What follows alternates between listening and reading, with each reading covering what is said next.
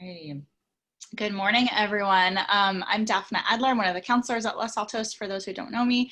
And I'm really excited this morning that we are having our Study in Australia session, which is part of International University Month. So thanks to the students who are here this morning and to our wonderful university reps. So I'm going to introduce everyone, and then I'm going to turn it over to them, and they're going to do our slide presentation. So we have Stuart Floyd from Bond University, Todd St. Vrain from University of Melbourne, Tori Ellenberger from Deakin University, and Lea-Anne Allen from Macquarie University. And so you guys are going to hear about studying in Australia in general, and then a bit about each school, and I'm going to turn it right over to them. Thank you. Thanks. Let's get the show on the road.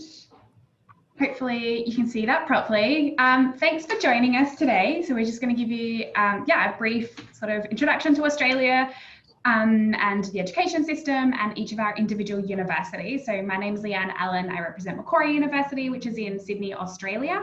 And I'm based in Los Angeles and look after North America for the university. And I have personally studied in 5 countries. So I try and tell students to beat me and make it 6 or 7 countries, because there's so many amazing opportunities to explore the world while getting an education. Todd? Good morning, everyone. I'm Todd St. Vrain, University of Melbourne. I'm based in San Francisco, so it's great to be with you as neighbors.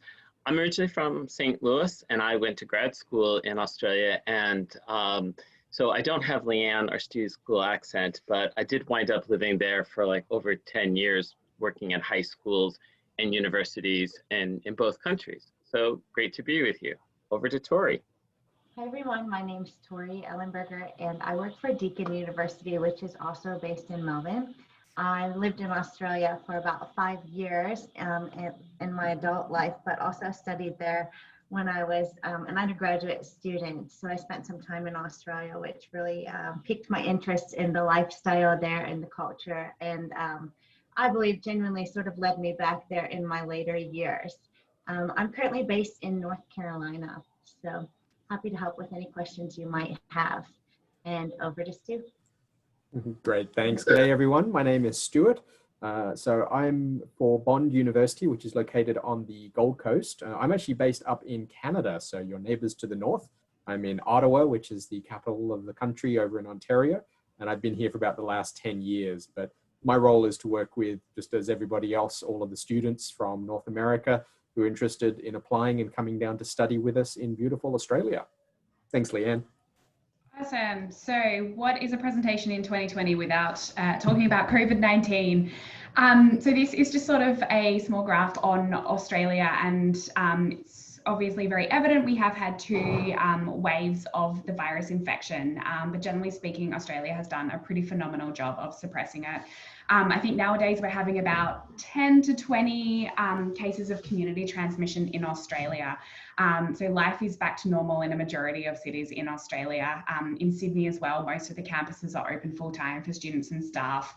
The big difference is Australia's borders are closed to non-Australian citizens. So the international students that commenced with us in 2020 were asked to start online until it's safe to travel to Australia. So we're certainly hoping those students will be able to transition very soon, and those starting with us in 2021 will hopefully be able to start no problem on campus.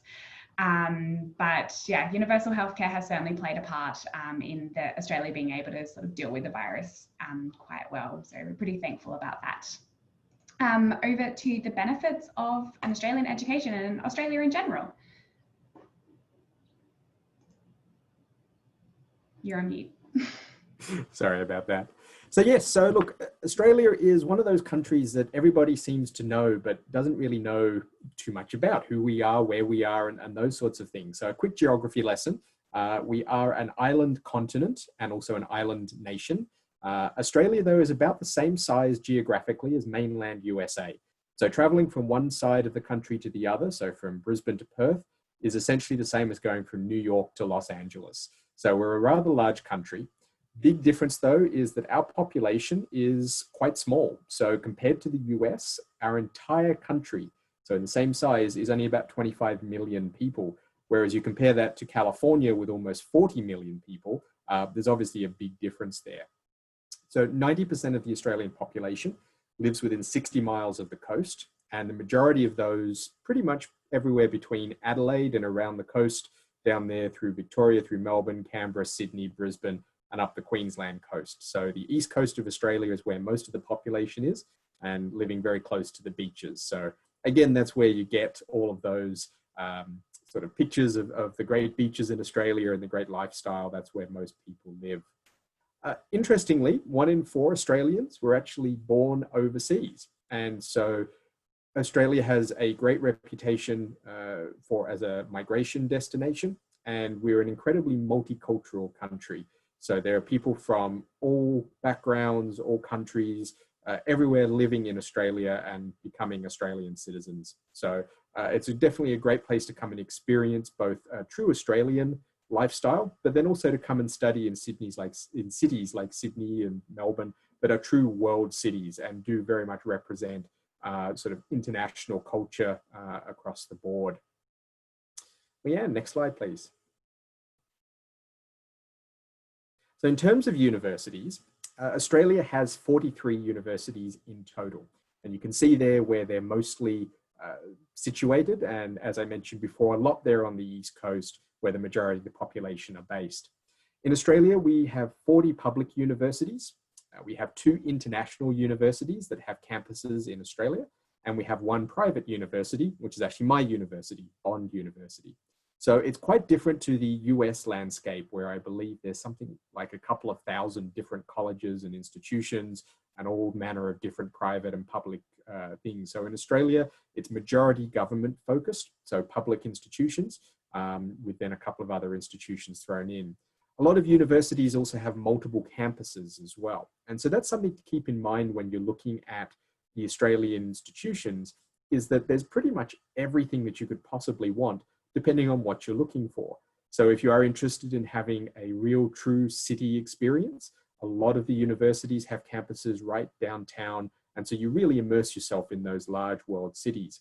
At the same time, if you're looking for something maybe a little bit more suburban or sort of a little bit away from the major cities, there are lots of other secondary cities in Australia and urban areas that do have university campuses, and you can have more of that urban lifestyle. At the same time, if you're looking for a campus that's perhaps in the country or in more of a rural area, there are a lot of regional institutions as well, and universities with campuses that are in smaller towns and locations away from those big city areas. So essentially, Australia's got an institution that will cater to anyone's needs, and we really encourage you to have a think about that when you're looking at different institutions and thinking about where you want to study, as well as the type of institution in which you wish to study. Right. Okay, so I'm just going to talk you through a bit about the differences in the systems between higher education in the US and that in Australia. So typically in the US, when you enroll in universities, you could have the option of enrolling as undecided or undeclared in your major area of study. In Australia, we don't have that. So typically when you would be applying to your Australian university, you would be applying for a specific program or degree. And related to that is that we don't have we don't have electives, general education credits as part of our degrees, which makes most undergraduate degrees 3 years in duration as opposed to 4. So we would really think that students would be choosing the area of study they want to be studying before they decide to apply.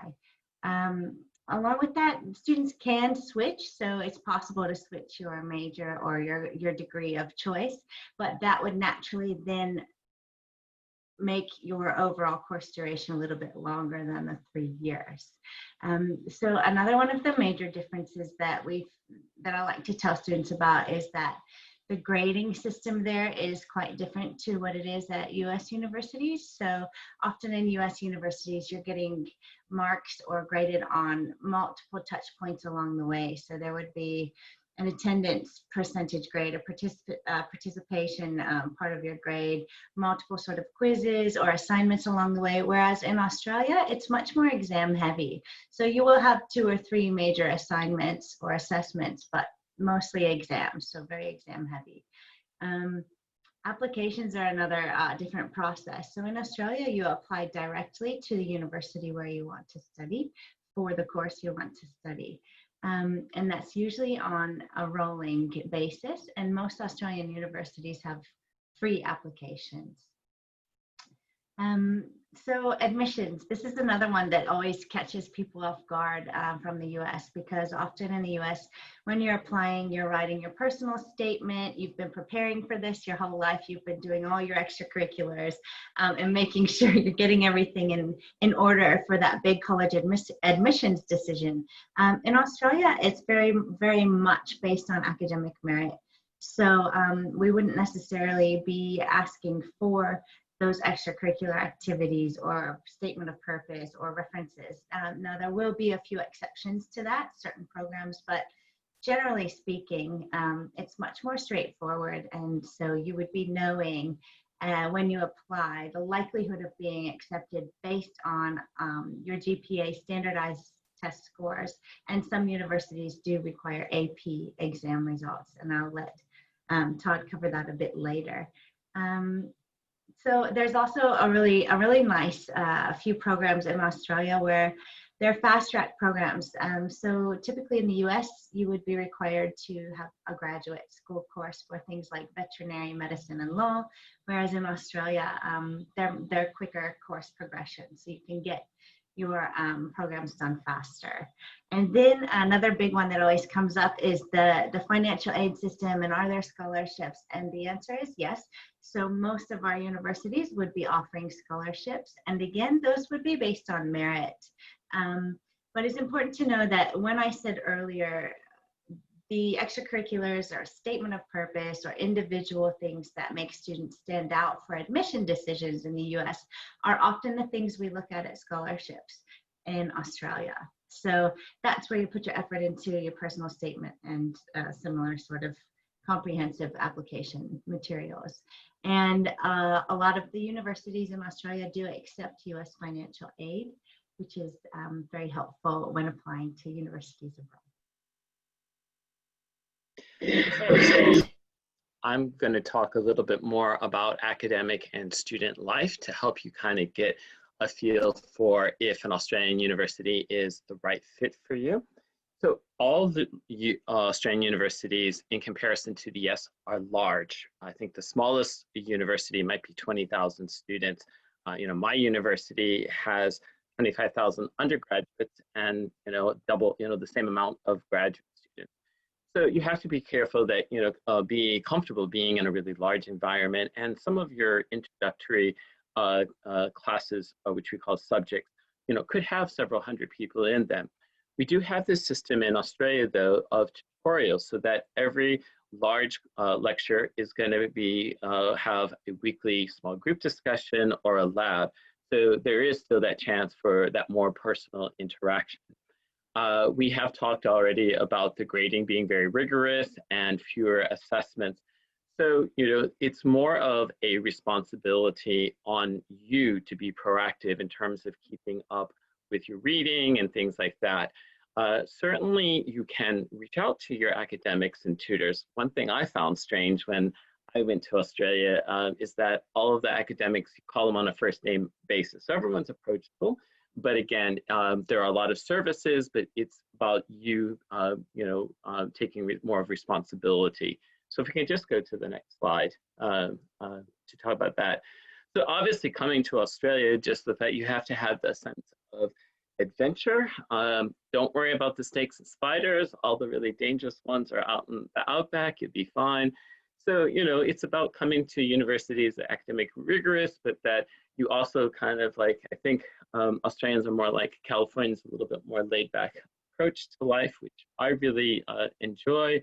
And just being open to differences and also doing things a bit different. And we'll talk more about our academic calendar, but that, your break is your summer break is going to be like mid-November through, February, which is different. Okay, let's head on to the next slide. So you're going to have an orientation, and there's always an orientation for international students, and then you'd be part of the orientation for everyone. a lot of Australians tend to stay at home, but we're not commuter schools, and there's definitely a campus life with lots of clubs and societies, sports. The only difference with the US is that, you know, it's not like everyone's going to the big game on the Friday night or the Saturday, you know, afternoon. But certainly there's lots, you know, more to uni life as well about that. And your accommodation, you can have on-campus housing, which just to confuse you, we call colleges. And there's also like student apartments. It might either be one owned by the university or by a third-party provider that are all very close to campus. So there's a range of options as well. Okay, and then the next slide, so there's lots of support services, whether that's supporting learning differences, if you need more time to take an exam, certainly support services for international students, academic support services in terms of academic skills, career center and everything. So all of the support services that you would expect and want from an American university, you're also going to find at an Australian university. So that's a brief overview of academic and social life at Australian universities.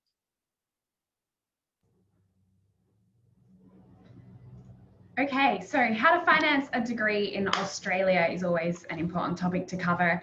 I think one big thing to remember is it isn't that expensive. I often get overwhelmed with the cost of education here in the United States. So it's often a nice reprieve to see the tuition and living costs in Australia compared to a lot of the offer letters here in the US.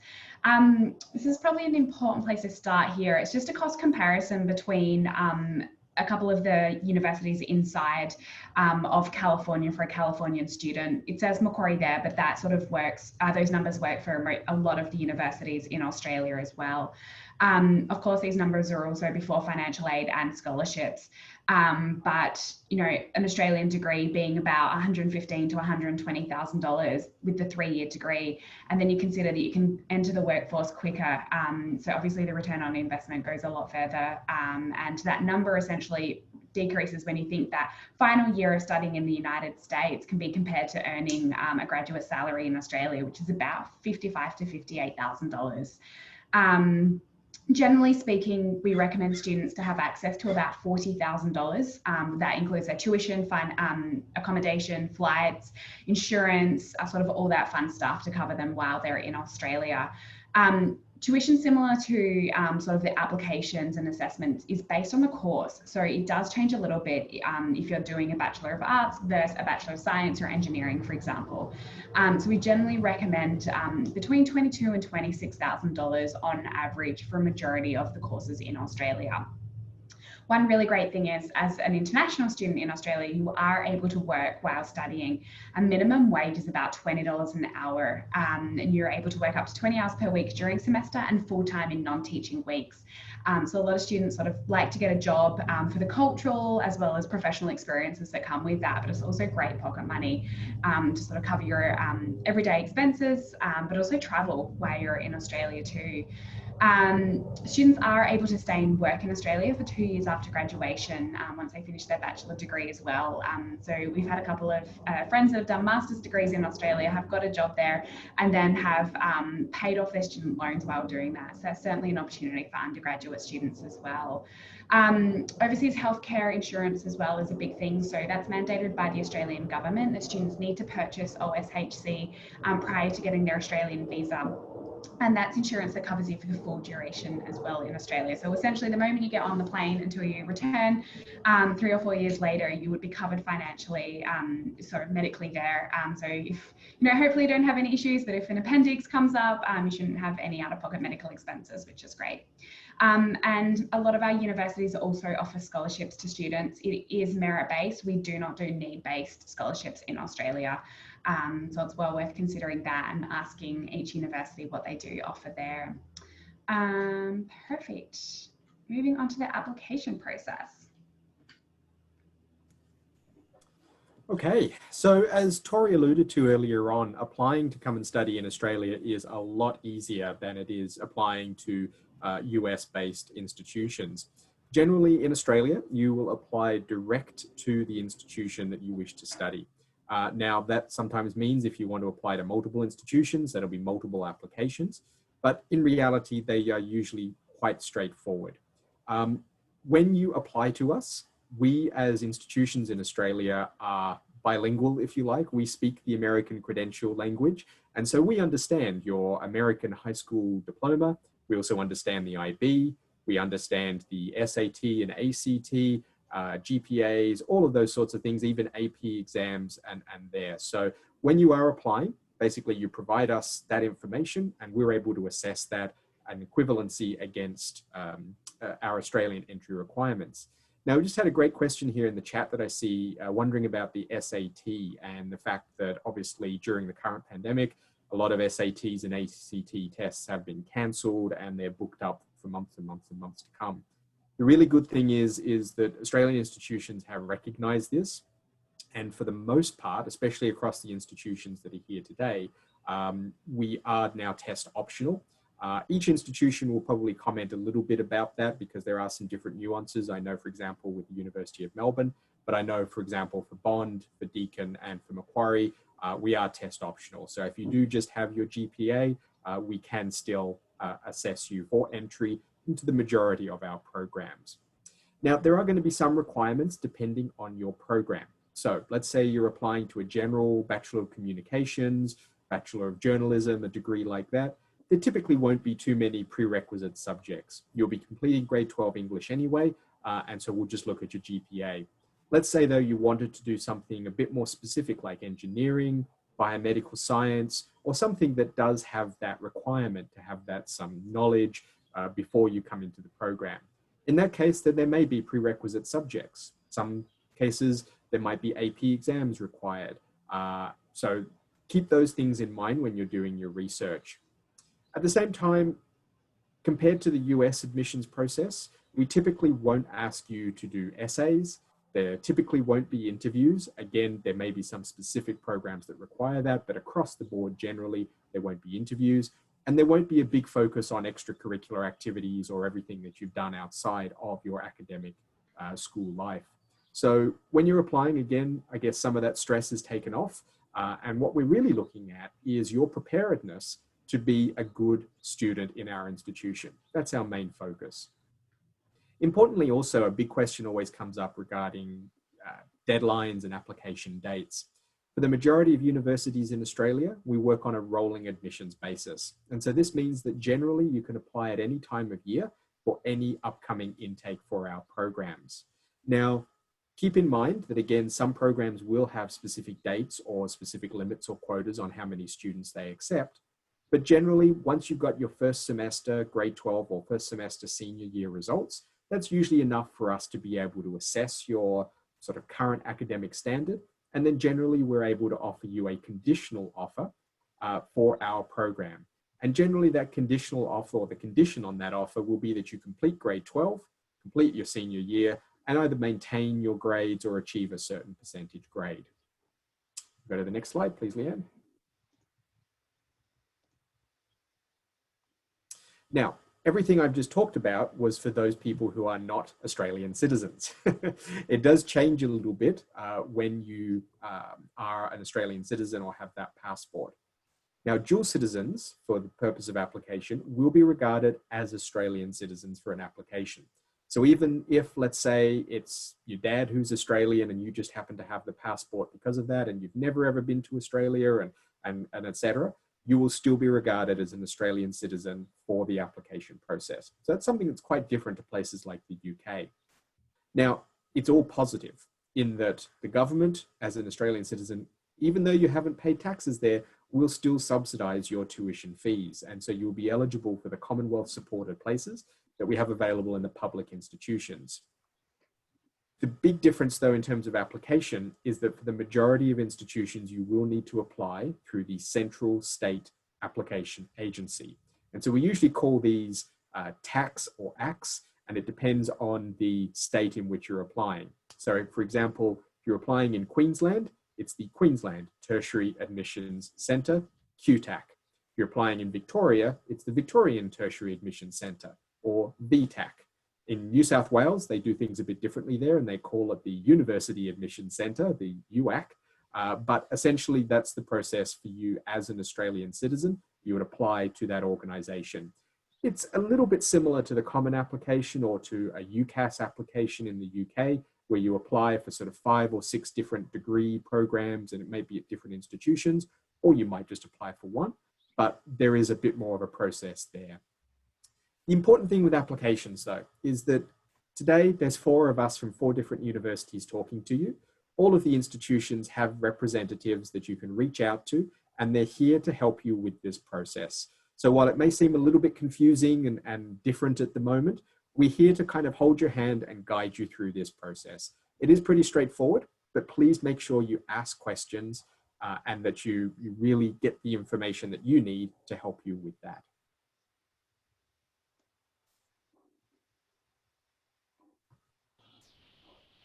Okay, so we're just going to talk a bit about each of our universities now quickly, run through these, and then we'll head over to the Q&A session. So as I said, Deakin University, which is in Melbourne, Australia. My contact details are here, and feel free to use them whenever you have questions and need some answers. Next slide. So Deakin is a young university. We were established in the 70s, and as Stu mentioned, a number of the universities in Australia have multiple campuses.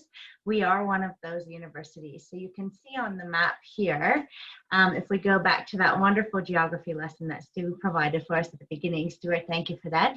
The state of Victoria, where Deakin University is based, is highlighted in pink. And those dots in the state represent our campuses. So our biggest campus is about 30 minutes outside of the center of Melbourne CBD. And it's our largest campus, as I said. And then about an hour down the road along the coast, we have 2 campuses in the city of Geelong, and then one further down the road yet in Warrnambool. And that's a really very small, quaint campus, but has tremendous facilities for things like marine science, nursing, and agribusiness there out in Warrnambool. So we are a comprehensive teaching and learning university and have moved up the rankings rather quickly. You can see some of our areas of strength on this slide here. We're very well known for exercise and sports science, and also sport management. So if anyone's interested in those areas, please do feel free to connect with us. We rank very highly in education, nursing, and then in the top 150 for accounting and finance and communication and media studies. So, you know, there are many universities around the world, and as Stuart mentioned, 43 universities in Australia. And so it's hard to know when you're looking at each university, what is it about this university that I would connect with as a prospective student that makes it different from others? And I always like to tell students the things at Deakin that we pride ourselves on are not only the fact that we are a world-renowned teaching and research university. So I should step back a bit and say overall we've got 60,000 students at Deakin across those campuses, and also we have a cloud campus. So we're well-renowned. We're focused on teaching, research, and student satisfaction. So we really take seriously the student satisfaction in their learning experience at Deakin. So for the last 10 years, 9 years plus, we've been voted as having the highest satisfaction in our state, which is really important to us. So the student is our compass, as our Vice Chancellor liked to say. And the other thing that we are really well known for at Deakin is our digital savvy. So long before any of COVID happened, Deakin was a distance learning education provider, and so has really learned how to connect with students through mediums that are not traditional insofar as in a classroom. We do that as well, but what we've done is developed a comprehensive suite of additional tools for students and academics to use that are familiar, that are digital, that are going to help you navigate the environment at Deakin. So one of those we really like to tell people about is Deakin Genie, and if you have some time, check it out. Essentially, it's your own personal digital assistant, like Siri, but all customized for the Deakin environment. So Deakin Genie can pull, if you ask, hey Genie, when's my next accounting exam? Genie can pull from your personalized Deakin dashboard and digital environment when your exam is, the last time you studied, the last time you reviewed the unit outlines, just all having access to your digital environment in a way that's helpful for you. And Jeannie can also tell you where to park on campus, because nobody ever knows where to park on campus. So that's helpful as well. Okay, next slide. Like I said, we are comprehensive. So these are the major areas of study. And pretty much anything you would want to study, we would have it at Deakin. Again, those that are our strongest are highlighted in orange. Our entry requirements are the SAT or ACT and high school diploma, but as Stuart mentioned, we are test optional now. So it just requires having that GPA. And at Deakin, we have 3 starting dates. So we have one in March, one in July, and one in November, so that students can begin with us depending on their study, their degree of study. So not all degrees can start in each trimester, but a lot of the bigger ones can. So that lends kindly to students having some time after graduation to then either get a job, internship, take some time off to then raise money, earn money to come over to Australia. So next slide. And again, these are our top areas of study. So thank you very much. Please do let me know if there's anything I can help with. Okay, so we're going to stay in the southern part of the country in Melbourne and Victoria. So again, I'm Todd St. Vrain, the regional manager. So this is just a shot from campus. So if we just go to the next slide. So University of Melbourne does date back to 1853, and we're a large public research intensive university. We're proud to rank 26 in the world. So we're part of a group of Australian universities that are regarded as kind of like an Australian version of an Ivy League. Someone recently asked me what would be a US university that might be an equivalent, and I think that UC Berkeley here in the Bay Area, which is one of our exchange partners, is similar in terms of size, the stature, the vibe on campus, even the climate of the Bay Area. So we have over 50,000 students, and nearly half of them are international students, with an American community of several hundred students. Mostly students coming for a semester abroad, so that's another option if you don't come and do all of your degree for a semester, but there is an American community there. So let's just go to the next slide, please. So our degrees are just 3 years as well. The tuition at Australian universities is going to depend on the degree you do, but also the subjects that you do. So again, it's going to range, and ours is just under 29,000 US when you put it into the current exchange rate. On to the next slide. So this is just 2 images from campus. We have a mixture of beautiful sandstone buildings and then also really modern facilities as well in the next slide in terms of, there you go. Okay, so kind of a full range. And you're doing all of this in Melbourne, which is 7 times voted the most livable city in the world. It's a city really known for its live music scenes, sports scenes, food scenes, about 40 minutes from the beach. And it's a great city. Everyone knows Sydney, but Melbourne's great to check out too.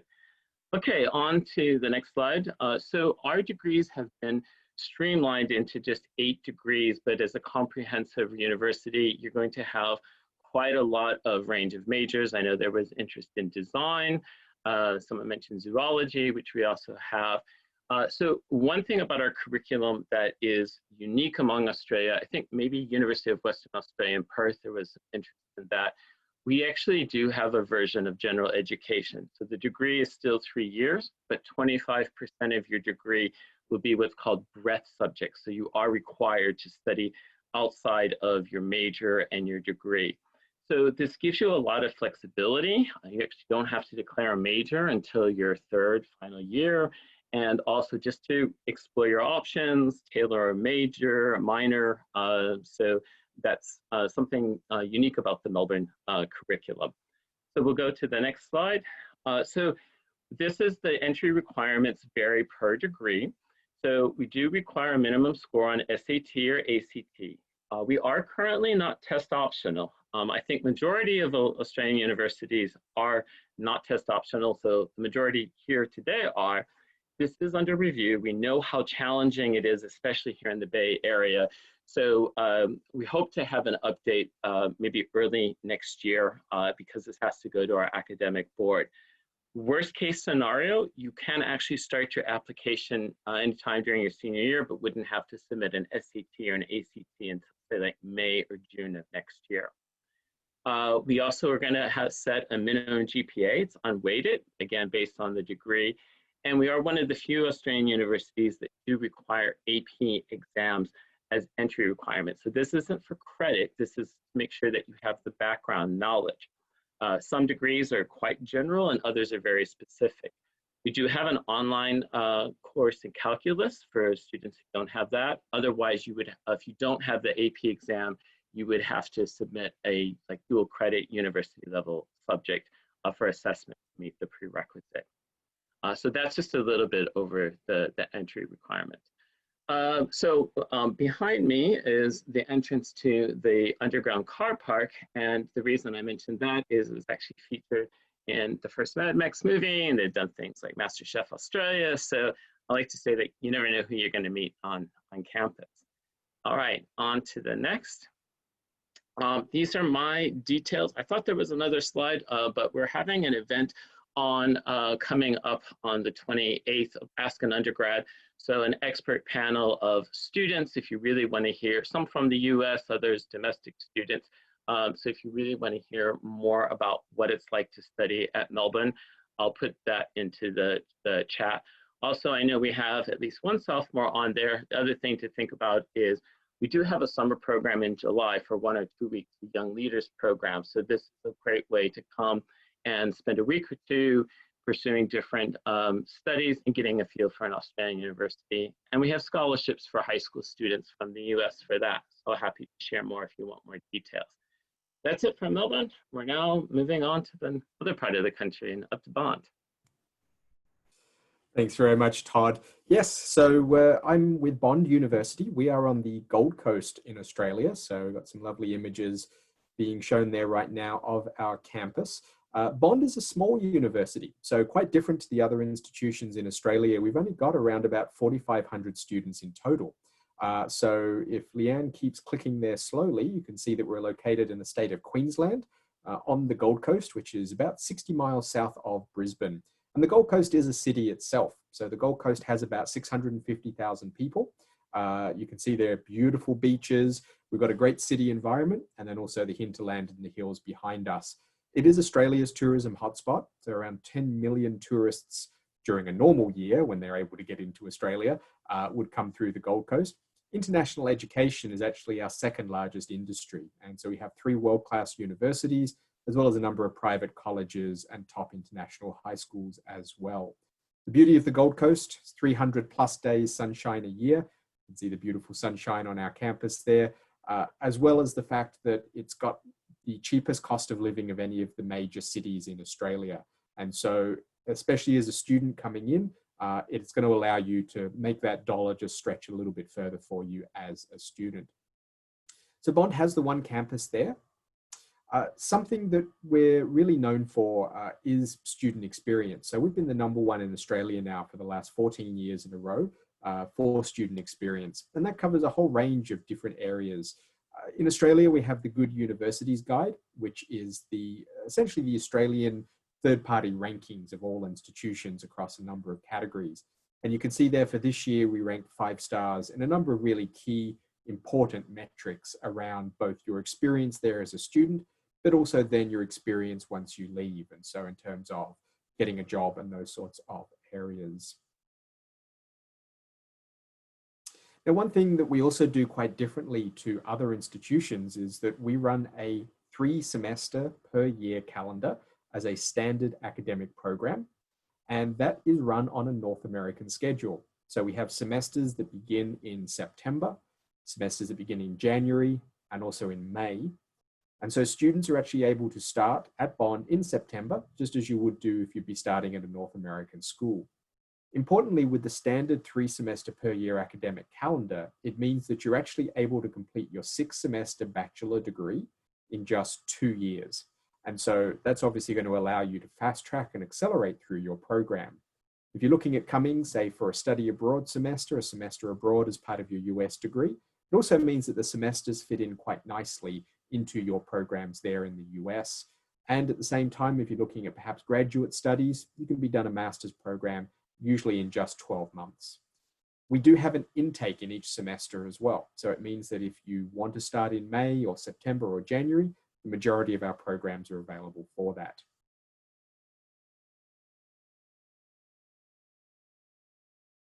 So as I mentioned, we are a small university, only about 4,500 students in total. Our lectures are quite small as well. So I think our largest lecture that we have is around about 100 students, with most lectures somewhere between 20 to 45 or 50 students. As Todd mentioned, in Australia, most university or most classes also then have tutorials attached to them, where you'll be in smaller groups of between 7 to 15 students working one-on-one with the professor. Now, as an international student coming in, if we can just go to the next slide, you'll also note how international and diverse our programs are as well, with almost 50%, so almost half of our students coming from overseas outside of Australia. And you can see there that from the USA, Canada, from North America, is quite a significant group. We've got over 80 different countries around the world represented in our student body, and it's quite a diverse group of students on campus. And even our Australian students are from all over Australia. So you will meet plenty of Australians and you'll get to know all of the country through them. So what programs do we teach? Well, being a small university, we don't have the same reach or stretch as perhaps some of the other institutions, but we do have programs in architecture and built environment, including property development and sustainability. We teach humanities, languages, and international studies, business and commerce, which also includes actuarial studies, data analytics. We do have law programs as well, which are recognized in the US. Communications and creative media. We have a great film and TV program, which is world-renowned. Social sciences, psychology, counseling, and criminology. We also then have health sciences and medicine. Medicine is only available to Australian citizens or permanent residents, so just keep that in mind. And we do have on-campus accommodation as well. So that's just a great example of one of our rooms on campus that you would be able to access as a high school leaver coming in from overseas. So that's Bond University. Check us out on our website, and Daphne will also have my contact details as well. Finally, handing over to Lea-Anne. Thanks, Stu, and welcome everyone to the world's most Instagrammable city. As you can see here, it is a pretty stunning city. Macquarie is located about 25 minutes from the downtown area of Sydney, so best of both worlds. The big cosmopolitan city experience with the incredible beaches, which you can see here is Bondi Beach, and that ocean pool is amazing. And then you can retreat back to campus, which is a really pretty parkland university. We have about 40,000 students, and of that, there are 12,000 international students. So one of the world's most international universities, which is certainly one of my favorite things about it as well. I did a Master of International Relations on campus. So to be in class with people from literally everywhere around the world is so much more impactful when doing such an international program. Australians want a very similar experience at university that American students want as well. So you can certainly expect the big clubs and associations on campus. We have all the sports you can imagine as well. One of the biggest differences is that the NCAA doesn't exist outside of the United States, but we have the Australian University Games, which a lot of students say is a highlight of their bachelor degrees. We say that it's not that competitive because we're not very good. We just need some more American students to help us out there. But as you can see, we have a really big sports and aquatic centre here, and we do have the outdoor swimming pool because the weather does allow that. If it's below 60 degrees in the summer, we complain it's too cold. If it's above 90 degrees in the below 60 degrees in winter, sorry, we complain it's too cold. If it's above 90 degrees in summer, we complain it's too hot. So very temperate kind of climate, quite similar to Southern California, if you're familiar with that.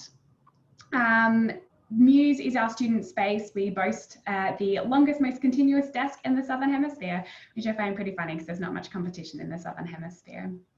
In terms of what we offer, we have a very comprehensive course offering. Again, most of our programs are 3 years in duration, and you need to know what you want to study as you apply to the university. But if you're not set on a certain program, you could definitely do a double degree. So for example, you could do a Bachelor of Arts and a Bachelor of Science, and do quite a few different majors and minors within that. So you're getting a similar to a liberal arts degree, but very comprehensive. And then I recommend to students to do a master's and specialize from there. So it is very flexible. At Macquarie, and similar to the Australian system, if you go into a program and you're like, it's not really for me, I want to change, you can do that. There is the opportunity to move programs. Keep in mind that's not so much the case in the UK. If you're going into a science degree in the UK, that's the degree you essentially have to graduate with. So the Australian system is a little more flexible in that regard. Our most popular programs are our accounting and business administration, as well as our media and communications. We have a really great cybersecurity and counter-terrorism programs as well. We specialize in software and telecommunications engineering, and fun fact for you, we actually invented Wi-Fi, so you're welcome.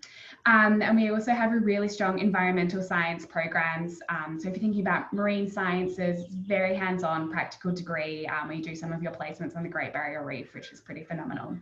And our flagship program, the Bachelor of Clinical Science, Doctor of Medicine program, is a 6-year degree out of high school where you can become a doctor.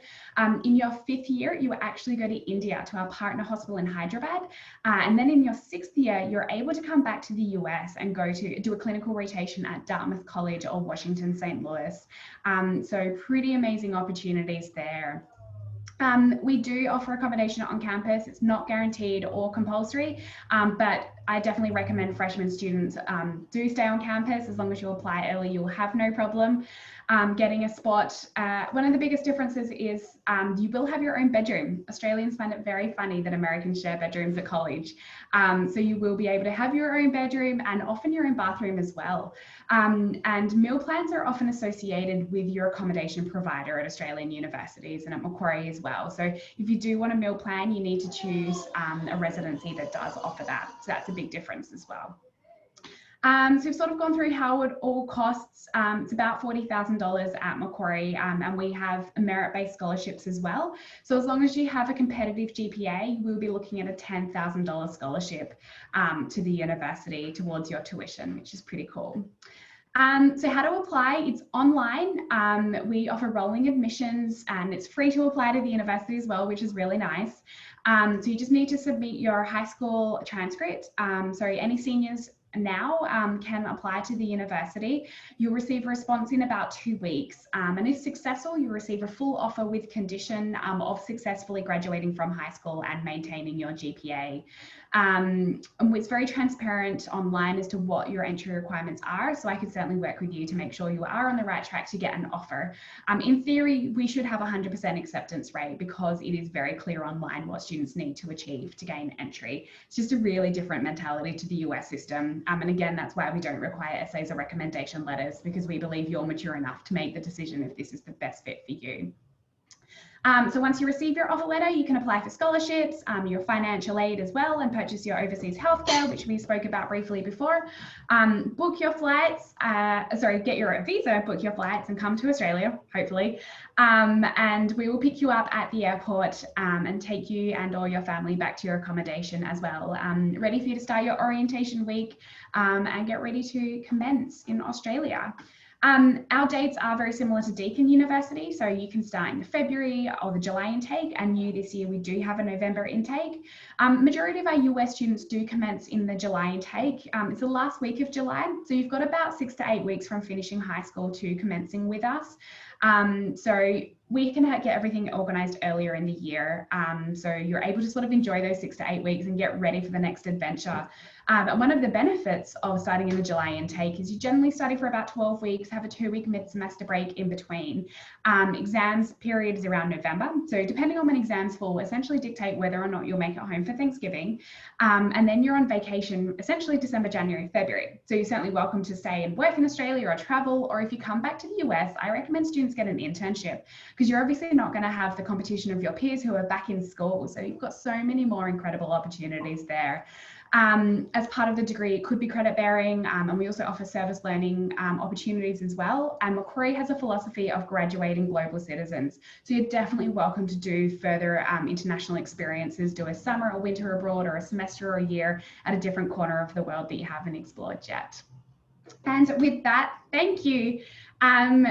Please let us know if you have any questions. We've got 10 minutes to chit chat and answer any questions that you do have.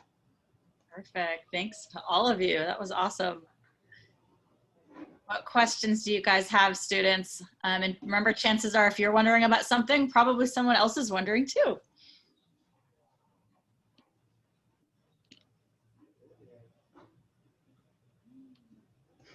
Anyone about programs, campus life, anything like that? Applications, citizenship, activities. Okay. I wanted to ask one thing just to clarify, to make sure I understood correctly. In terms of conditional offers, did I understand correctly that with the SAT situation, that students do have all year if they're seniors? Is that right? Until the end of the year? That would only be applicable at University of Melbourne and any other Australian university that's not test optional. So I believe the others are currently test optional, so you would not have to present that. So as I said, we are waiting for students for the academic board to make that decision. However, students could start their application now, and let's say that they have at least, they meet the minimum GPA and have at least one of the AP exam requirements, that they could get a conditional offer. It would be subject to meeting, any outstanding APs, but also an SAT or ACT. And that wouldn't be really our application deadline for our mid-year intake is end of May, and the Australian citizens, they have to apply for a mid-year intake, end of May as well. So yes, there is a little bit of breathing space as to when they would have to submit a standardized test for us. Great. Okay. So students, we're kind of used to the framework of the American system, right? Where when you're a senior, your cutoff for testing is December, end of story, right? So that's not the case for a lot of international schools. Like, for example, in the UK, you have all the way until the summer. So you can keep taking the SAT if you need to, or if you haven't been able to, and things will hopefully open up. You do have more time. And so if you are applying to Melbourne or any other Australian university, well, let me not make that generalization. Todd, would you say if a school is still requiring tests, would that be the case everywhere, or is that specific to Melbourne? You'd always have to check with the specific university of what their policy is, but I would think that it would probably be similar to what our policy is that yes, you would have until the end of your senior year to submit a test. We have to see that test unless we make that decision to change it. Yeah. Great, thank you. Awesome. Yeah, there's a lot of flexibility, you guys. Compared to what we're used to in the States, you will find that admission practices abroad in most countries, including in Australia, are quite a lot more transparent than here. It's if you think about the UC system and they say minimum requirements, right? All you need is a 3.0 to apply to UC Berkeley. And then it's you just never really know. And abroad, it's in a lot of systems, they really will tell you, if you have X numbers, you have a really good chance to get in. So it's very refreshing to learn about all these different countries and universities where you can opt out of the stress of the American system, or at least have some really excellent options that are just a little bit different. And that's in addition to just the uniqueness of the whole experience and everything that you just heard about. So I really, really hope you guys are going to consider applying in Australia. It sounds like a pretty incredible experience all around. And please know that these university reps are here to help you and answer questions. And it's another difference, I feel like, that I've heard a lot over the course of the workshops this month is, you know, in the US, again, it's about like exclusivity, right? And like the tiny percentage that get into certain colleges, and a lot of it is keeping students out. And in Australia and in Europe and in many other countries, it's very inclusive. They want you to be there.